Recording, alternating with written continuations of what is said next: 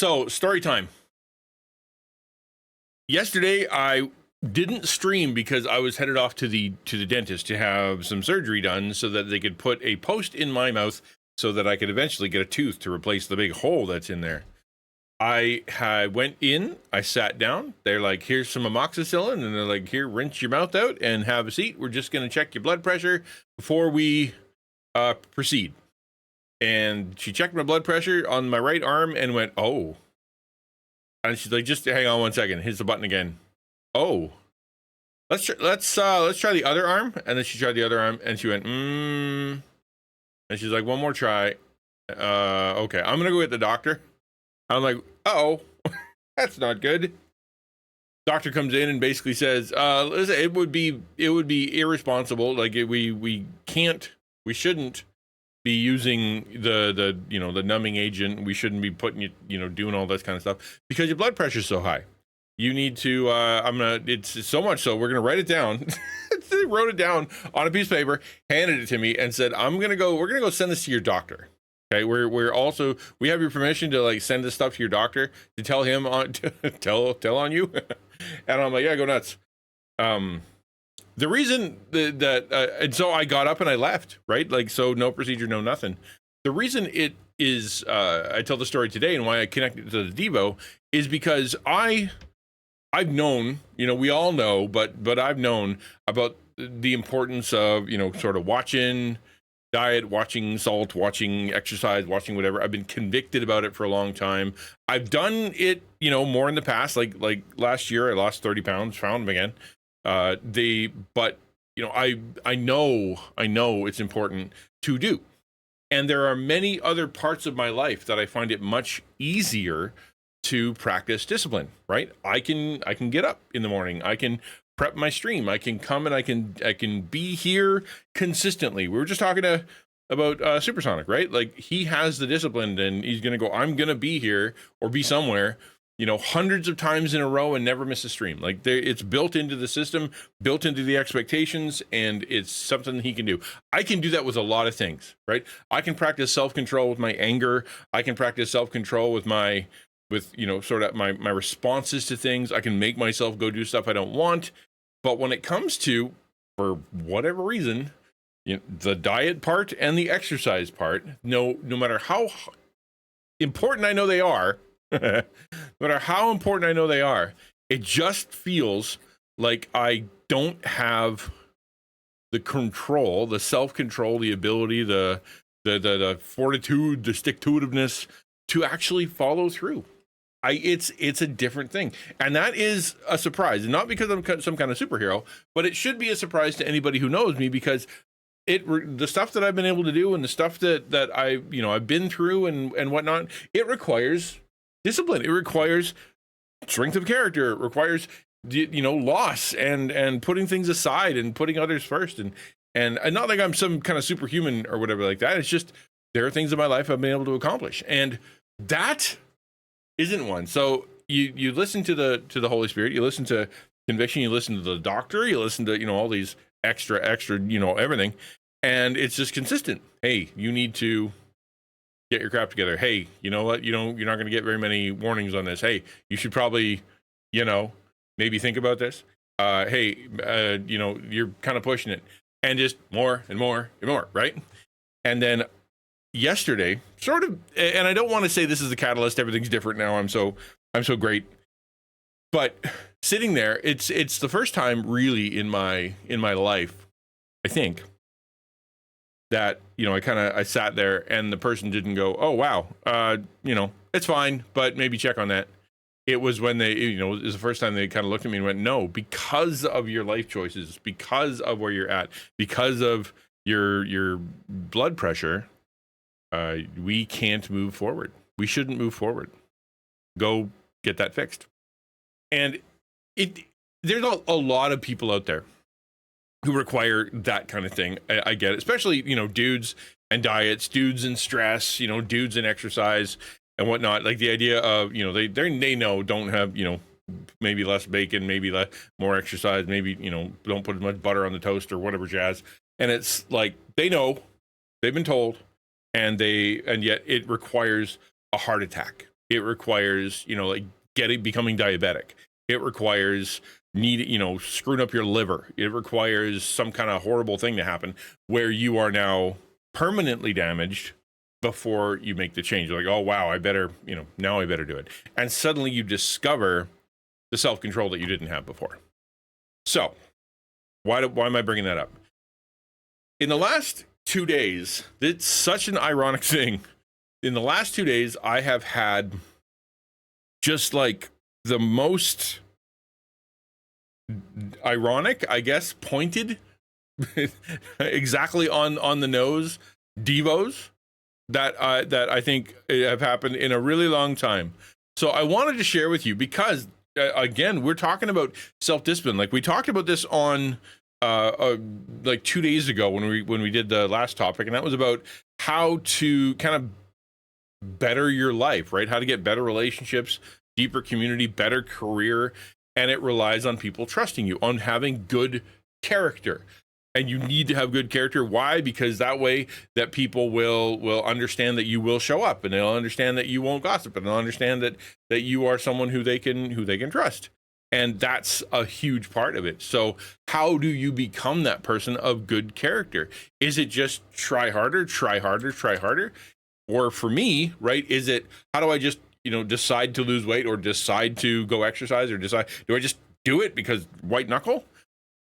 This is the paradox. So I want to read you some scriptures, right? I want to read you some scriptures because they are very pointed. So this is my Devo yesterday. Woke up in the morning and I read this. Okay, I read this. It's a series of scriptures. So Romans 8:14. Am I in the right place? No, I'm not. 1 Corinthians 9:25-27. Every athlete exercises self-control in all things. They do it to receive a perishable wreath, but we an imperishable. So I do not run aimlessly. I do not box as one beating the air, but I discipline my body and I keep it under control, lest after preaching to others, I myself should be disqualified. Right? Galatians 5. And those who belong to Christ Jesus have crucified the flesh with its passions and desires. Ephesians 6:10-12. Finally, be strong in the Lord and in the strength of his might. Put on the whole armor of God, that you may be able to stand against the schemes of the devil. Right? The 1 Timothy, practice these things, immerse yourself in them so that you may see progress. Keep a close watch on yourself and your teaching. Persist in this, for by doing so, you will save both yourself and your hearers. Just over and over and over and over and over the refrain of, practice self-control, do better, be, immerse yourself, show progress, keep a close watch, wrestle, have strength, crucify the flesh, don't live by your passions and desires. Like, just athletes, self-control, like, just so much, just boom, boom, boom, boom, over and over and over, pounding. And so that was my thing in the morning. I'm like, yeah, okay, you got to get your crap together for sure. God, no problem, thanks. Then I went to sit in the dentist chair, and then the dentist went, essentially, you haven't been disciplined. You have not beat your body. And the one that hit me the hardest was every athlete exercises self-control in all things. They do not receive a perishable wreath, but we an imperishable. So I do, or they do it to receive a perishable wreath, we an imperishable. So I do not run aimlessly. I do not box as one beating the air, but I discipline my body, keep it under control, lest after preaching to others, I myself should be disqualified. Immediately, as soon as I thought about that, my brain flipped it, right? It's every person. So I'm going to give you the version of my brain, right? Every person who has ever done anything of value on earth, secular or otherwise, has exercised great self-control, whether it be Olympians or whether it be business people or whether it be, it's anything, exercise self-control. And they do it to get money. They do it to get some kind of accolades. Every streamer, every content creator, every great content creator that's out there, whether they are someone who is very entertaining or very interesting or very very popular, they got thousands of people. they have practiced self-control, right? Not to get into the weeds here, too lost in the rabbit trail, but like one of the criticisms that a lot of people have is like, wow, that, you know, that person is so handsome, that person is so beautiful. Of course they have a lot of viewers, right? I always I try to remind people the reason that they look like that, the reason isn't simply genetics. It is because they practice self-control. It is because they exercise. It's because they watch what they eat, because they practice self-control. They can look like that more because they know what to do, and then they go and they practice self-control to build a good stream, and they know what they're doing. It is not simply they are pretty, therefore they get views. And so I look at this verse, right? The 1 Corinthians 9, I'll put it in chat. They practice self-control. They do it not to receive a perishable wreath, but wheat imperishable. So they do it because they want money, they want views, they do it so they can get popular, they do it so they can get influence. We practice self-control so that we can honor God, so that we can do things that are much bigger, right? I'm not trying to go big to be popular. I want to gather more people, serve more content creators, open the door for more people to have digital community, to serve in places. And I told you the story, but, you know, kind of be behind the lights of the city that I was looking out on. I want to be there and I want to serve those people. I'm not doing it for money, fame, or whatever. So I do not run aimlessly, says Paul, right? So I don't just do whatever I feel like. I do not box as one beating the arrow. I do not stream. I do not create content. I do not live as one who is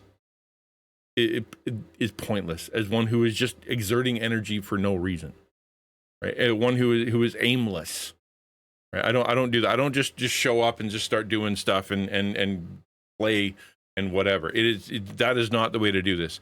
I discipline my body, keep it under control, right? And I'm there, like I said, there are ways that I do this. Otherwise I wouldn't be able to be here every day. Like, I don't always feel like being here, but here I am, right? Lest after preaching to others, I myself should be disqualified. It hits me hard. I am a preacher. I have been a preacher for a very long time. And the worst thing in the world for a preacher, number one worst thing, is disqualification. That would be the worst thing that could ever happen to you. I don't ever want that to happen. And so that's this first part. That's one side of the coin, right? That's one side of the coin. The effort that we have to put in, right? It sounds like it's going to be exhausting. It sounds brutal, self-control, white knuckle, bloody fight, me versus Satan, me versus the world. I'm going to be pulling this thing all uphill. And as I'm sitting in the chair, I'm like, yeah, I got to get my crap together, which I've said to myself a zillion times, man, I better do this. And then the immediate thought is how? Why would now be different? Why would now be different? Then the next day, so today, I get another Devo. My grace is sufficient for you, for my power is made perfect in weakness. Therefore, I will boast all the more gladly of my weaknesses, so that the power of Christ may rest upon me. For the sake of Christ, then, I am content with insults, hardships, persecutions, and calamities, for when I am weak, then I am strong. With the mighty deeds of the Lord I will come. I will remind them of your righteousness, yours alone.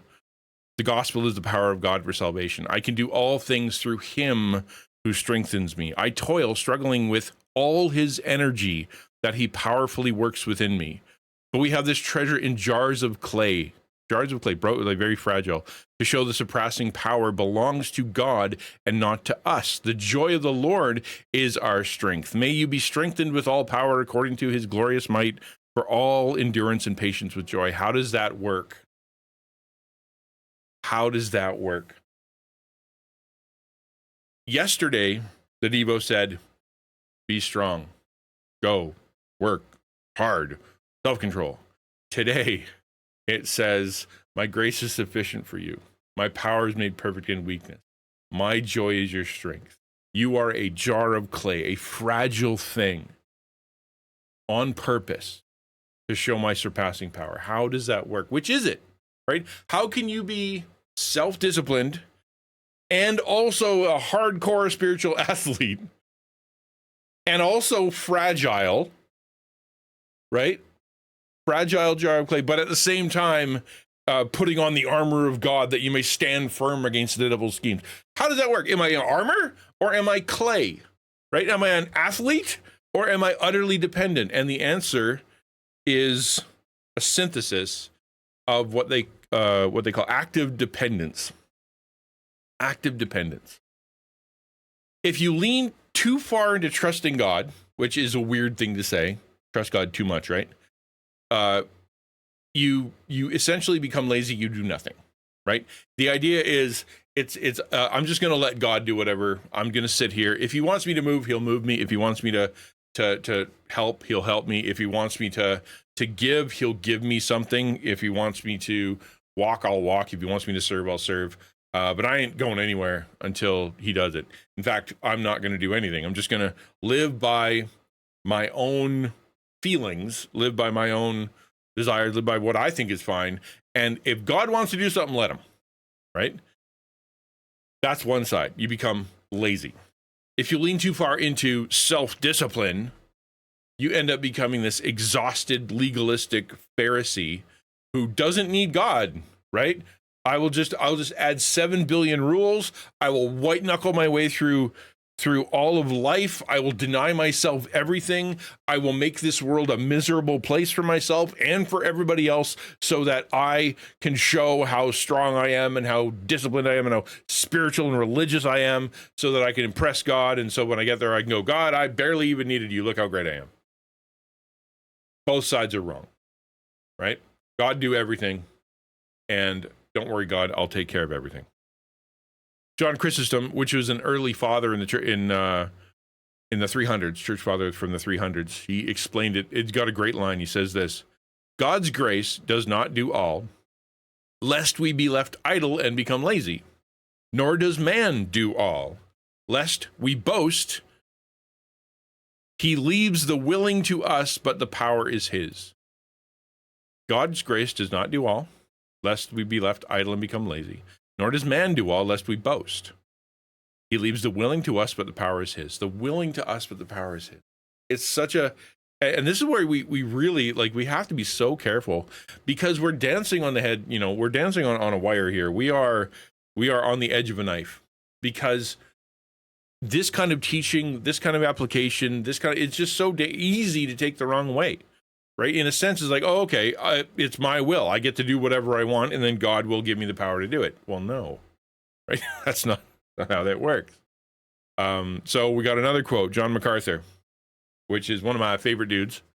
He said this: the Christian life is not a passive thing. We don't just lay back on the couch and say, well, Lord, sanctify me, just pour it on. No, it's a fight. It demands all the discipline, all the energy, all the commitment, and all the sacrifice we can muster. Yet in the end, it's all of God. Grace does not grant permission to live in the flesh. It supplies the power to live in the spirit. It is a very difficult paradox. In a sense, we feel the fight. In a sense, we feel the need to stand up when we don't feel like it. In a sense, we feel the will to, forgive that person, get that relationship right, change our direction, do our devotions, pray better, serve better, learn better, teach better, get more skilled. Like we feel that we want to do that because God has cleansed us. One of the big differences, or if not the biggest difference, between someone who is saved and someone who is not saved is their view on sin, right? A person who is saved will go, I hate sin. So they still do it because, we live in the world and it's difficult and flesh and all that, but they hate it. They know it put Jesus on the cross. They know it poisons their life. They know it destroys their relationships. They know it makes them feel miserable. It makes them feel guilty. It leads them into error and sin. It messes up their future. They know that, and so they hate it. And so they try to kill that sin. They do what is necessary to kill it. The non-Christian or the hypocrite, the one who is sinning, makes excuses for the sin.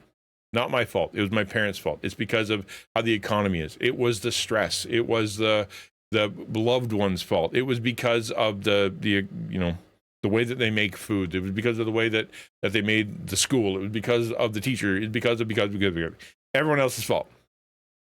A Christian, therefore, will go, knowing it is something that I want, knowing I hate the sin, I will do what is necessary to try to kill it, knowing it's going to be an uphill battle and knowing I'll never fully fight. Whereas the non-Christian will go, if God wants to change me, then he better change me or change all of the environment around me, because it's just impossible. Bottom line, God doesn't give you the strength to sit on the couch, right? He doesn't give you the strength to just do nothing. He gives you the strength to go out and serve, go out and step into the fight, to step into that war. Your power comes from him. The will comes from him. The desire comes from him, because he's cleaned up your desires and cleaned up your will. Your conviction comes from him. Your hope comes from him. The reason for it, and the forgiveness and the knowledge that when you screw up, that God is going to forgive you and that God will use all that stuff. The fact that, all the things that happened in your past, he will continue to use and allow to be used, even though it was gross and yucky or bad or painful or wrong. And he will continue to love and serve and help you in the future as you do. Like that's a him thing. But when you get off the couch, right, it's to go do the thing. It's, Lord, today it's going to be a battle. And so therefore, I'm going to put on the armor of God. And some people are like, I'm putting on the armor of God so I can go into battle. And that is not the armor of God. The armor of God is all him, right? The belt of his truth, the chest plate of his righteousness, the helmet of his salvation, the feet of his gospel, the shoes of his gospel, right? It is not us. It is him, the sword of his word, the shield of his spirit. Like, we're not putting on and going out. Everything we are is clad in him. We're clad in him. Somebody who steps out into the field of war and then gets shot and it bounces off their Kevlar, they don't go, I'm so great, I'm so tough, I'm so awesome that a bullet bounced off me. They go, no, I would have died if it wasn't for the Kevlar. I would have died if it wasn't for the armor. I don't have the strength to be able to take that bullet. I'm clad in something. I'm wearing something. There's something outside of me, something stronger than me happening that kept me alive. I think that's probably a good analogy. We are the soldier, or we're the police officer, or we're the whatever, firefighter. And if we don't put on the armor, we don't put on the Kevlar, we don't put on the fire suit, we can't go do what God has called us to do, but we want to. So we'll step into the world just like a firefighter stepping into the fire. If he's like, I'll be fine, don't worry about it, he will get burned. He will be consumed. Even though his will was in the right place and he's in the right time and he is a firefighter and he wants to be there and he's thought it through, doesn't matter. The flames will consume him. So he has to put on external strength. He has to put on something that keeps him alive. He has to submit to the weight of it, submit to the visor getting in the way, submit to the more difficult breathing, submit to the fact that he's encumbered. Not that God's encumbering, but you know what I mean. He submits to the fact that if he doesn't have this, he will be consumed. In the same way, we submit to know that there's no way we can do this if it isn't for God doing it for us, through us, with us, giving us the strength beyond ourselves. There are three choices. We've been talking about building character. And there are three choices that you must make if you want to build character. We talked about character 2 days ago. Why character is important. I'm not going to say that again. But I will tell you three things that will fuel your ability to have unshakable character. The first one is this: discipline. Right? First one is this: personal discipline. It means generally you do what needs to be done when it needs to be done, regardless of how you feel. Motivation gets you started. God's will gets you started. Knowing what's right and wrong gets you started. I know I have to do this because I love that person, because I hate that thing, because I need to go do it, because they need, that me to show up, or, I'm going to stay back and not do that because that wouldn't be right for me. It is the motivation to get started and the discipline to keep going. Personal discipline is what keeps you going. It's a great idea to start the day and go, every day I'm going to have, breakfast that is healthy. That motivation is good.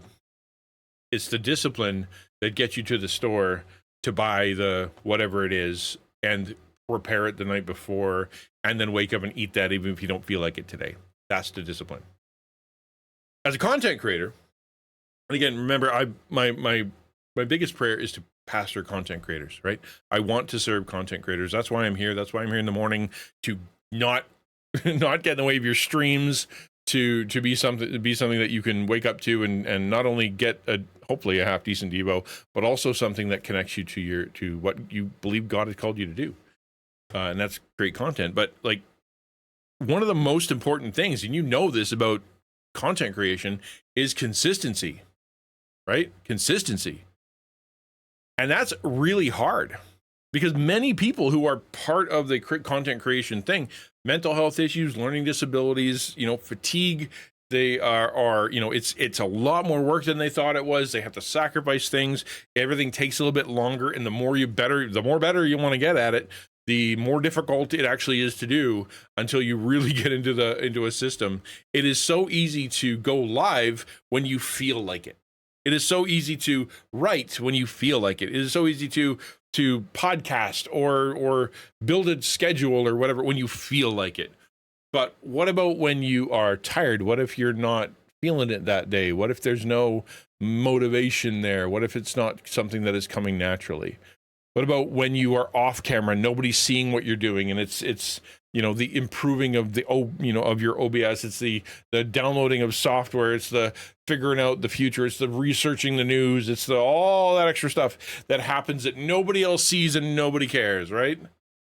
What about the evaluation? What about just taking the time to look through your analytics and ask how you're doing and am I doing things right, and do I need to change anything? Discipline is what sits you down to look at your metrics, to plan your content, to stick to your schedule, even when you don't feel like it, even when you feel like it's boring.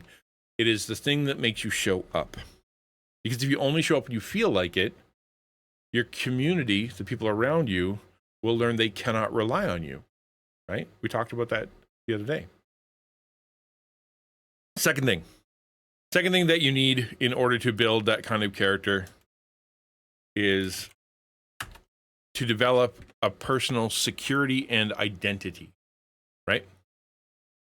If you want to be able to get off the couch, you want to be able to do the things, you want to be a good content creator, you want to whatever, the first thing you do is you realize you need to just practice discipline. Some of this is going to require you to do it when you don't feel like it. The second thing is to know who you are, right? Who are you? What is your personal sense of identity? And what do you find your security in, right? What do your sense of, this is who I am. These are the people I don't need to worry about. These are the people that I'm not going to deal with.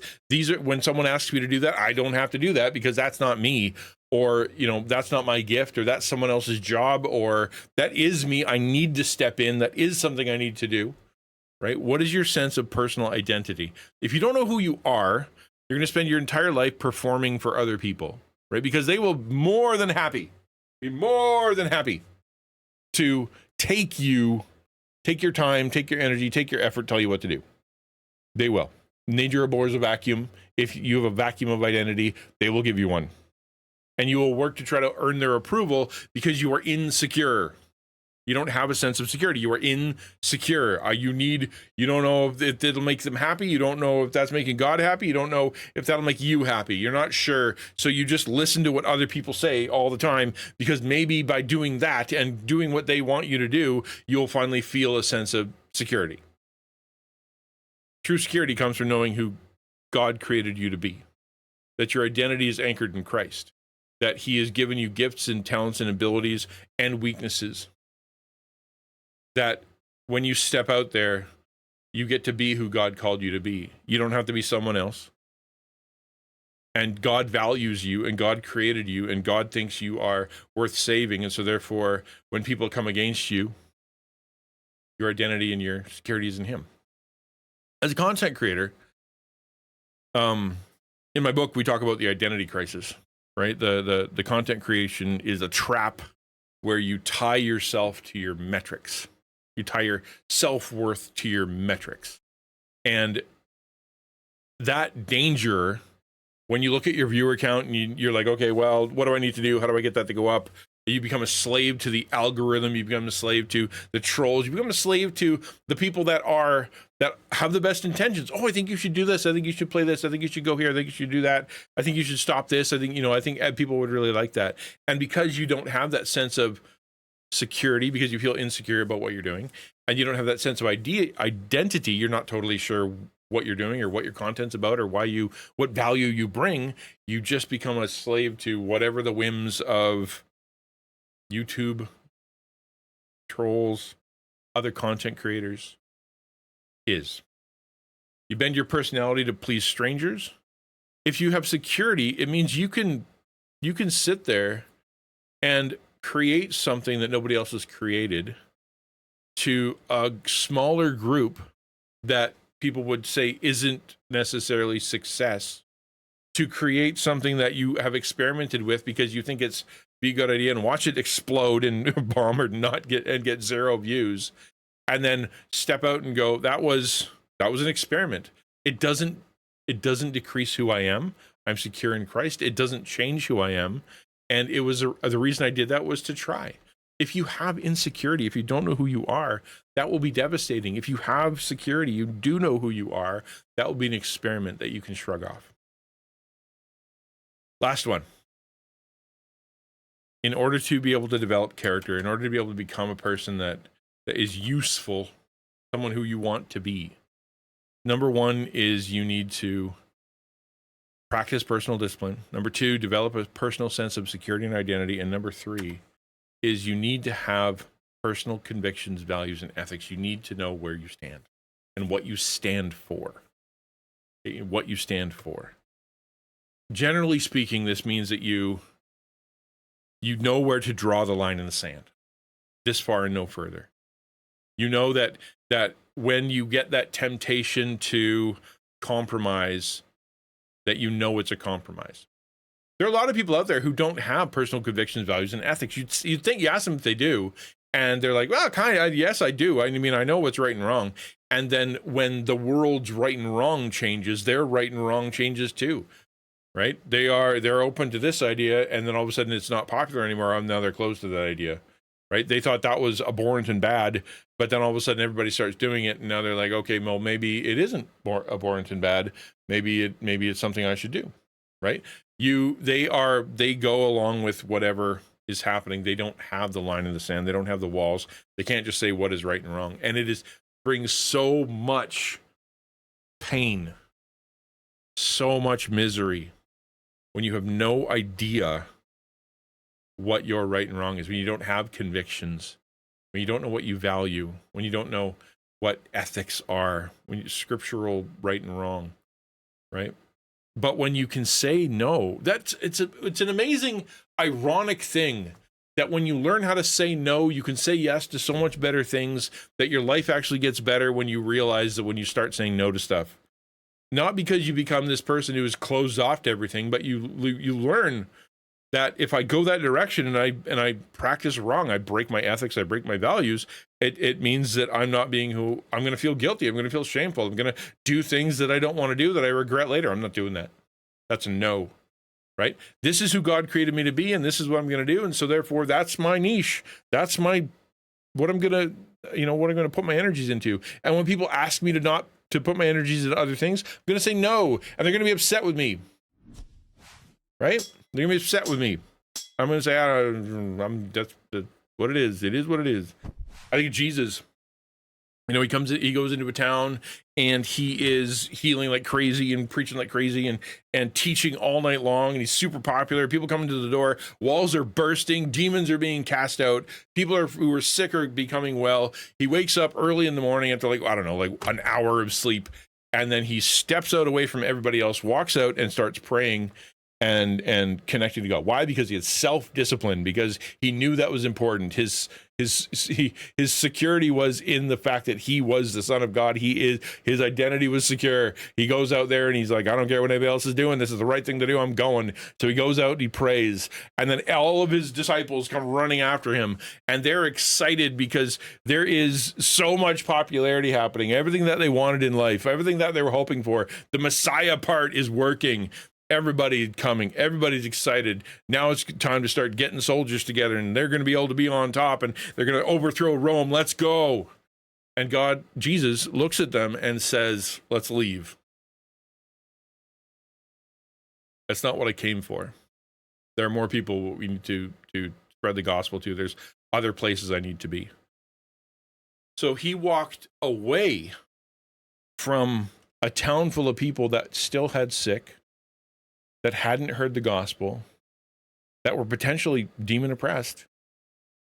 And he went, I'm moving on.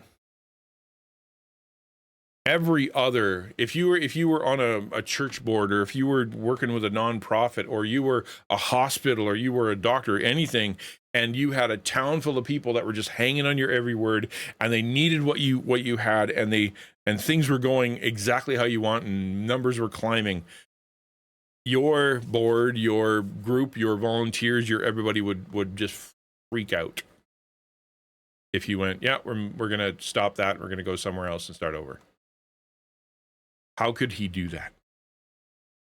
Because he knew exactly where he stood. He had personal convictions.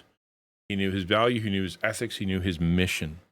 And so therefore he knew when to say no, even if it disappointed a lot of people, even if he had the peer pressure from the people that were his friends, he still knew where to stand. As a creator, we know that the digital space is like a moral Wild West. It's nuts out there, right? I don't need to explain the internet is full of crazy stuff. But as a Christian content creator, you're going to be facing a lot of options, a lot of different options. Things that you're going to want to compromise yourself on. Should I play that game? Should I talk about that subject? Should I watch that video? Should I bring up that thing? Like if I do, I know for a fact it's going to get views, but I also know it's gossip. I also know it's slander. I also don't know the situation, right? But I know if I talk about it, I'm going to get some views. If I play that, I'm going to feel icky while doing it, but I also know people want to see it, right? Well, I think one of the worst ones, the worst temptation, maybe, I don't know if it's the worst one, but is when we face the danger of treating our audience and treating other beings as human beings as content fodder. I did a whole video on this. You can check out my YouTube channel.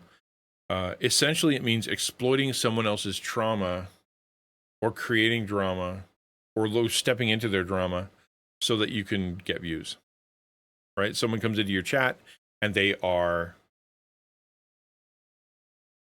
hurting, and you connect with them and you talk to them, and it's a good interaction. You share the love of God with them, and somewhere in your brain you're like, man, that's going to make a great clip.